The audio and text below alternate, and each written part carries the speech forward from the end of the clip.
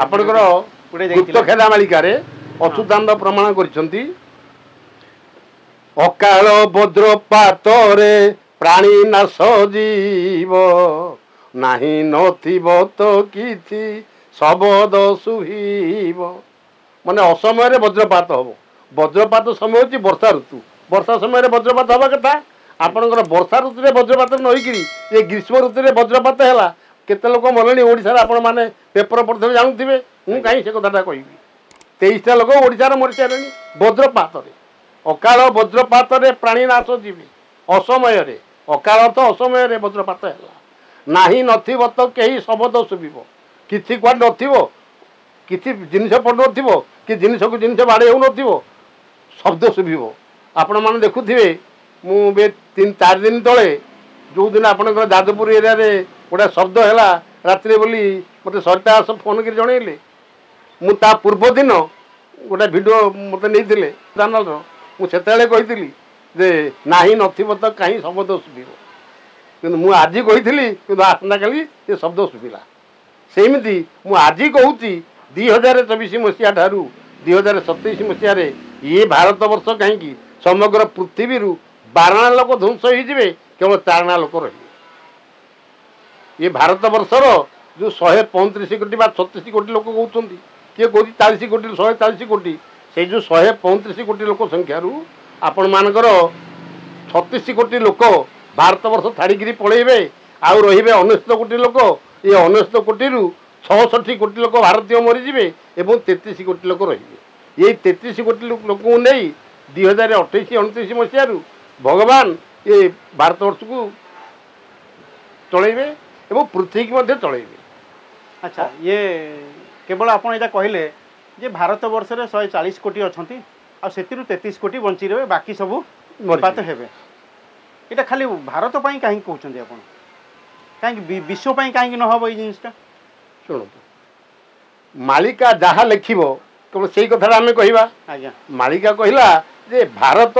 भारत में भगवान जन्म हे भारत में प्रथम प्रभु लीला खेला आरंभ करेंगे तेणु भारतीय लीला रे भारतर आपणकर 66 भाग लोक मरवे 33 भाग लोक रे यदि 100 भाग करा जाए लोक संख्या को 66 भाग लोक मरीजे 33 भाग लोक रे तो 69 कोटी लोक संख्या हिसाब आज्ञा पृथ्वी 69 कोटी भारतर 69 कोटी लोकरू केवल 66 कोटी लोक मरवे रे 33 कोटी लोक किमिति एमाने मरवे आज्ञा भूमि कंपे प्रकंपित होइब धरणी ये माटी तले लुचि जीव कोठा बाड़ी पुणी भूमिकंप केतेक कोठा बाड़ी भी माटी तले लुचि जीव आउ कौन हम प्रचंड रुद्रतापर केते लोक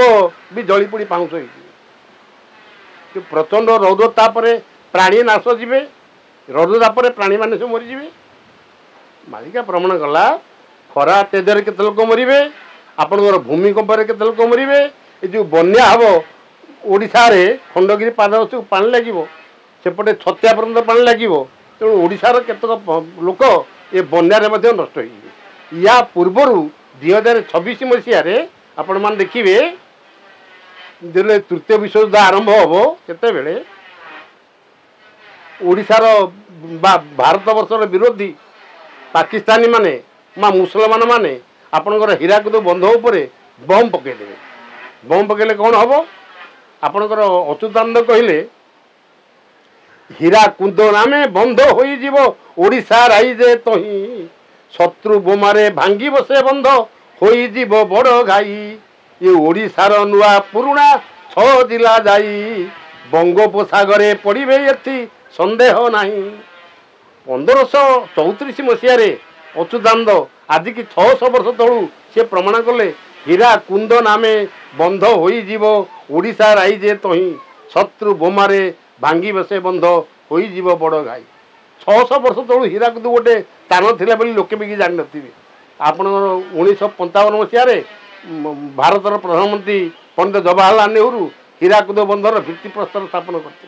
1955 हीराकुद बंध तैयारी आरंभ है ये 1528 मसीह से 1528 मसीह सी लिखिं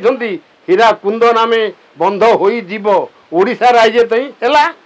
ଶତ୍ରୁ ବୋମାରେ ଭାଙ୍ଗି ବସେ ବନ୍ଧ ହୋଇଯିବ ବଡ଼ ଗାଈ ଶତ୍ରୁ ମାନେ ବମ୍ ପକେଇଦେବେ ସେଟା ତାର 58ଟା ପୋଲ ଆଜ୍ଞା ଭାଙ୍ଗିଯିବ 66ଟା ପୋଲ ହୀରାକୁଦ ବନ୍ଧରେ ସେଥିରୁ ଆପଣଙ୍କର 58ଟା ପୋଲ ଭାଙ୍ଗିଯିବ ତେଣୁ ପାଣି ଗୁଡ଼ା କ'ଣ ଆସିବ ଓଡ଼ିଶାର ନୂଆ ପୁରୁଣା 6 ଜିଲ୍ଲା ଯାଇ ବଙ୍ଗୋପସାଗରରେ ପଡ଼ିବେ ଏଥି ସନ୍ଦେହ ନାହିଁ ତେଣୁ ହୀରାକୁଦର ଆପଣଙ୍କର 6 ଅଞ୍ଚଳ ରହୁଛି ପଶ୍ଚିମ ପଟେ ଏପଟକୁ 10 ଅଞ୍ଚଳ ଅଛି ଏ 10 ଅଞ୍ଚଳ ହୀରାକୁଦର ସମ୍ବଲପୁର ଜିଲ୍ଲାରେ ଯିବ ତାପରେ ତା ପାଖକୁ ଅନୁଗୁଳ ଜିଲ୍ଲା ତା ପାଖକୁ ଢେଙ୍କାନାଳ ତା ପାଖକୁ କଟକ ତା ପାଖକୁ ଜଗତସିଂହପୁର ସିଧା ଏଇଗୁଡ଼ା ଯିବ ପାଖ ପଡ଼ୋଶୀ କଟକ ଜିଲ୍ଲାକୁ କିଛି ମାଡ଼ିଯିବ ଆପଣ ପୁରୀ ଜିଲ୍ଲାକୁ କିଛି ମାଡ଼ିଯିବ ଖୋର୍ଦ୍ଧା ଜିଲ୍ଲା କିଛି ମାଡ଼ିବ ସେପଟେ କେନ୍ଦ୍ରାପଡ଼ା ଯାଜପୁର କିଛି ମାଡ଼ି ଯାଇପାରେ ଏମିତି 6ଟା ଜିଲ୍ଲା ନଷ୍ଟ ଆଜ୍ଞା ହେବ ଏହାକୁ ମଧ୍ୟ ପ୍ରମାଣ କଲେ ତୃତୀୟ ବିଶ୍ୱଯୁଦ୍ଧରେ ଆପଣଙ୍କର ଇଏ ଭୀମ ଭୋଇ ମଧ୍ୟ କହିଛନ୍ତି ଯେ ହୀରାକୁଦ ଉପରେ ବମ୍ ପଡ଼ିବ ଆଉ ସେଠି ମଧ୍ୟ ପାଣି ଏକାବେଳେ ଲୋକକୁ ଭସେଇ ନେଇକି ବଙ୍ଗୋପସାଗରରେ ପକାଇଦେବ ସିଏ ମଧ୍ୟ ଏକଥା ପ୍ରମାଣ କରିଛନ୍ତି ସମସ୍ତଙ୍କର ପ୍ରମାଣ ଏକା ହେଇଛି ଏ ପ୍ରକାର 26 ମସିହାରେ ମଧ୍ୟ କିଛି ଲୋକ କ୍ଷୟ ହେବେ ଏ ଓଡ଼ିଶାର ଲୋକ ଭାରତର ଲୋକ ଆପଣଙ୍କର ଭୂମିକମ୍ପରେ କେତେ ଲୋକ ନଷ୍ଟ ହେବେ ମିଥୁନ ମାସରେ ମୀନ ମାସ ହେବେ ମହି ହେବେ ଭରାଗ୍ରସ୍ତ ବିଷ ବେନି ନବ ସମୀର ସଂଯୋଗେ ବାସୁକି ଯେ ଅସ୍ତବ୍ୟସ୍ତ ବିଷ ଅର୍ଥ 20 ତାକୁ ବେନି ଗୁଣକ ହେଲା 40 ତା ଦେହରେ ନବ ବିଷ ବେନି ନବ ଦୁଇଟା 20 ଏବଂ ନବ ମିଶେଇଲେ ହେଲା 49 ମୂର୍ତ୍ତିରେ ପବନ ବହିବ ଏତେ ଜୋରରେ ପବନ ବହିବ ଯେ ବାସୁକି ଅସ୍ତବ୍ୟସ୍ତ ହବ ବାର ବାର କରି ମୁଣ୍ଡ ହଲାଇବ ସହି ନ ପାରିବ ଭରା ସ୍ଥାନେ ସ୍ଥାନେ ଜଳ ଉତ୍ପାତ ହୋଇବ ପାଣି ହୋଇଯିବେ ସାରା ସ୍ଥାନେ ସ୍ଥାନେ ଏମିତି ଜଳ ଉତ୍ପାତ ହେବ ଆପଣ ଏଇ 24 ମସିହାରେ ଦେଖନ୍ତୁ 24 ମସିହାରେ ଭାଦ୍ର ମାସ ପର୍ଯ୍ୟନ୍ତ ଜୋରରେ ଖରା ହେବ ନଦୀ ନାଳ ଆଦି ସବୁ ଶୁଖିଯିବ ଆଶ୍ୱିନ ମାସରେ ବନ୍ୟା ହେବ ଏଇ କଥାଟା ମନେ ରଖନ୍ତୁ ମାଳିକାରେ କେତେରୁ ସତ ଏଗୁଡ଼ା ଯଦି ସତ ନ ହେବ ତେବେ ମାଳିକାଟା ମିଛ ବୋଲି ସମାଜ ଜାଣିବା ଯଦି ମାଳିକା ଲେଖିଲା ଯେ 2024 ମସିହା ଆଶ୍ୱିନ ମାସରେ ବନ୍ୟା ହେବ କିନ୍ତୁ ଭାଦ୍ର ମାସ ପର୍ଯ୍ୟନ୍ତ ଖରା ହେବ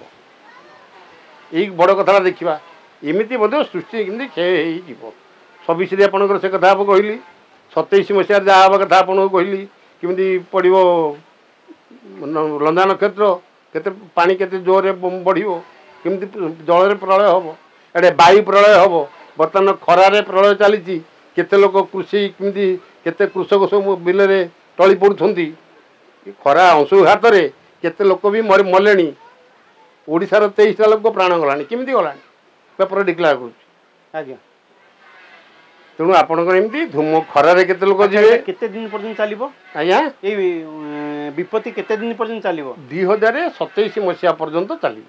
ଆଚ୍ଛା 2024ରୁ 27 ମସିହା ଆଚ୍ଛା ଏଇ ସମୟରେ କ'ଣ ମୀନ ଶନି ଚଳନ ହେବ କି ଯେଉଁ ଜିନିଷଟା କଥା କହୁଛନ୍ତି ମୀନ ଶନି ଚଳନ ମୀନ ରାଶି କି ଶନିଶ୍ଚର ଯିବ ଓଡ଼ିଶା ନଷ୍ଟ ଭ୍ରଷ୍ଟ ହୋଇଯିବ ବଦ୍ୟ ନ ଧରିବ ନାରୀର ଦୋଷ ନାରୀ ଧରିଲେ କରିବ ବାକିସ ମୀନ ରାଶି କି ଆପଣଙ୍କର 29/3/2025 ମସିହାରେ ଆପଣଙ୍କର ମୀନ ରାଶି କି ଶନି ଯିବ ଆପଣ ପାଞ୍ଜି ଦେଖିବେ ତାରିଖ 29 ମାର୍ଚ୍ଚ ମାସ 29 ତାରିଖ 2025 ମସିହାରୁ ମୀନ ରାଶି କି ଶନି ଯିବ ତେଣୁ ମୀନ ରାଶି କି ଶନିଶ୍ଚର ଯିବ ଓଡ଼ିଶା ନଷ୍ଟ ଭ୍ରଷ୍ଟ ହୋଇଯିବ ଅନ୍ୟ ରାଜ୍ୟରୁ କମ୍ ଲୋକ ମରିବେ ମୀନକୁ ଶନି ଗଲେ କିନ୍ତୁ ଓଡ଼ିଶାରେ ବେଶୀ ଲୋକ ମରିବେ କେମିତି ମରିବେ ବଦ୍ୟ ନ ଧରିବ ନାରୀର ଦୋଷ ନାରୀ ଧରିଲେ କରିବ ବାକିସ ଯେଉଁ ଔଷଧ ବଦ୍ୟ ପୁଣି ଦେବ ମଳୁ ଖାଇଲେ ନିଶ୍ଚେ ମରିଯିବ ଏମିତି ରୋଗ ଆସିବ ଯେ ଆପଣଙ୍କର ବୈଦ୍ୟମାନେ ବା ଡାକ୍ତରମାନେ ରୋଗ ଚିହ୍ନି ପାରିବେନି ସେ ଅନୁମାନ କରି ଯେଉଁ ଔଷଧ ଦେବେ ଲୋକ ଖାଇଲେ ତାକୁ ମରିଯିବ ତେଣୁ ଏମିତି ରୋଗ ଆସିବ 24 ଅଙ୍କରେ ଚାମୁଣ୍ଡା ମାତିବେ ଯୋଗ୍ନିଗଣ ସହିତେଣ ଘରେ ଘରେ ପଶି ରକ୍ତ ଦେବେ ଶୋଷି ବାନ୍ତି ନେଇ ପଡ଼ା ଗ୍ରାମ ଏଇ 2024 ମସିହାରେ ଆପଣଙ୍କର ଚଣ୍ଡୀ ଚାମୁଣ୍ଡା ସବୁ ମାତିବେ ରୋଗ ହିସାବରେ ଘରେ ଘରେ ପଶି ରକ୍ତ ଦେବେ ଶୋଷି ବାନ୍ତି ନେଇ ପଡ଼ା ଗ୍ରାମ ଯେମିତି ଅଚ୍ୟୁତାନନ୍ଦ ଲେଖିଥିଲେ କଳି ଭବିଷ୍ୟତ ମାଳିକାରେ 2020 ମସିହାରେ ଆପଣଙ୍କର ଭାରତକୁ ମହାମାରୀ ଆସିବ ଆସିଲା ନା ନାହିଁ ଆଜ୍ଞା ଆପଣଙ୍କର ଅଚ୍ୟୁତାନନ୍ଦ ଲେଖିଥିଲେ, ମୁଁ ବି 2018 ମସିହାରୁ ଡିକ୍ଲେୟାର କରିଥିଲି ସବୁଆଡ଼େ, ଆପଣଙ୍କର ମହାମାରୀ ନାମକ ଗୋଟେ ରୋଗ ଆସିବ, 2 ବିଂଶ ଦେବେ ବର୍ଷ ବୋଲାଇବ, ମହାବୀତିପାତ ହେବ, ଅଜଣା ରୋଗରେ ନାଶ ଯିବେ ସର୍ବେ, ହାହାକାର ପଡ଼ିଯିବ, ବହୁ ମହାମାରୀ ବିଚକ୍ଷଣ ଭାବେ ଗ୍ରାସିବେ ସାରା ଅବନି, ବୁଦ୍ଧି ବଳ ସବୁ ବିଫଳ ହୋଇବ, ପଥ୍ୟାପଥ୍ୟ ମିଳିବନି। 2 ବିଂଶ ଅର୍ଥ 2ଟା 20 ଅର୍ଥ 2020 ମସିହା ଯେତେବେଳେ ବର୍ଷ ବୋଲାଇବ ସେତେବେଳେ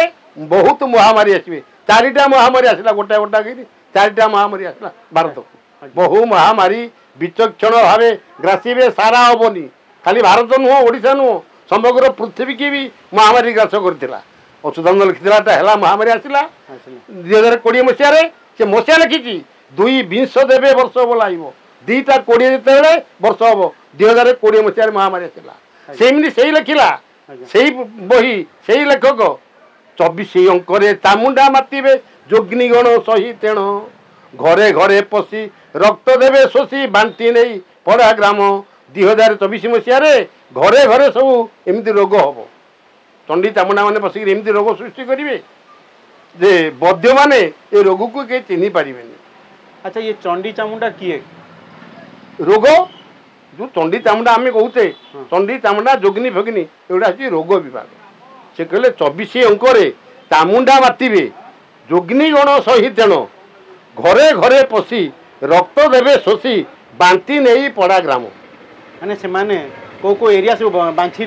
ନେଇଯିବେ, ଗାଁ ଗାଁ ସବୁ ବାଛି ନେଇଯିବେ। ଇଏ ରୋଗ ଏ ଗାଁରେ ହବ, ସେ ରୋଗ ସେ ଗାଁରେ ହବ, କେଉଁ ଗାଁରେ ହଇଜା ହବ, ମହାମାରୀ କେଉଁ ଗାଁରେ ହେଲା, କେଉଁଠି ବସନ୍ତ ରୋଗ ହେଲା, ଏମିତି ବିଭିନ୍ନ ପ୍ରକାର ରୋଗ ହବ। ଆଉ କ'ଣ ରୋଗରେ ସବୁ ଲୋକ ମରିଯିବେ। 24 ଅଙ୍କରେ ଚାମୁଣ୍ଡା ମାତିବେ, ଯୋଗ୍ନି ଗଣ ସହି ତେଣ, ଘରେ ଘରେ ପଶି ରକ୍ତ ଦେବେ ଶୋଷି, ବାଣ୍ଟି ନେଇ ପଡ଼ା ଗ୍ରାମ। ଏମିତି ରୋଗ ମଧ୍ୟ ଏ 24 ଅଙ୍କରୁ ଆରମ୍ଭ ହବ। ଆପଣଙ୍କର ସବୁ ପ୍ରକାର ଗଣ୍ଡଗୋଳ ମଧ୍ୟ ଏଇ 24 ଅଙ୍କରୁ ଆରମ୍ଭ, 27 ଅଙ୍କରେ ଶେଷ। ତେଣୁ 28 ଅଙ୍କେ ହରି ଶ୍ଵେତ ଅଶୋପରେ ବିଜୟ କରି, ରାଜା ଅନନ୍ତ କେଶରୀ। ତେଣୁ ଅନନ୍ତ କିଶୋରୀ ଦେବ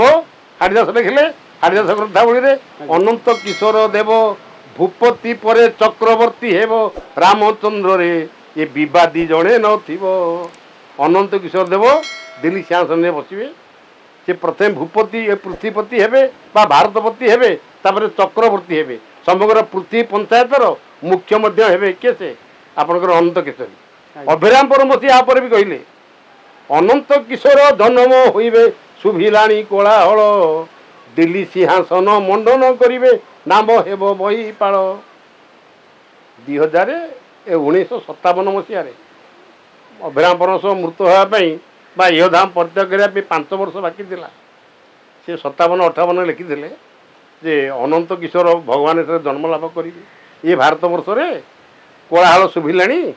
ସେ ଦିଲ୍ଲୀ ସିଂହାସନ ମଣ୍ଡନ କରିବେ। ଅନନ୍ତ କିଶୋର ଜନ୍ମ ହୋଇବେ, ଶୁଭିଲାଣି କୋଳାହଳ, ଦିଲ୍ଲୀ ସିଂହାସନ ମଣ୍ଡନ କରିବେ, ନାମ ହେବ ମହୀପାଳ। ହାଡ଼ିଦାସ ବି କହିଲେ ଅନନ୍ତ କିଶୋର ଦେବ ଭୂପତି ପରେ ଚକ୍ରବର୍ତ୍ତୀ ହେବ, ବିବାଦୀ ଜଣେ ନଥିବ। ତାଙ୍କ ବିରୁଦ୍ଧରେ କେହି ଛିଡ଼ା ହେବେନି ଦିଲ୍ଲୀ ସିଂହାସନରେ ବସିବା ପାଇଁ, ସେ କେବଳ ବସିବେ। ଗୋଟେ ଲେଖା ହେଇଛି, ଗୋଟେ ସବୁ ହବ ନିଶ୍ଚିତ, ଆଉ ଭୁଲ ହେବାର କାରଣ ନାହିଁ।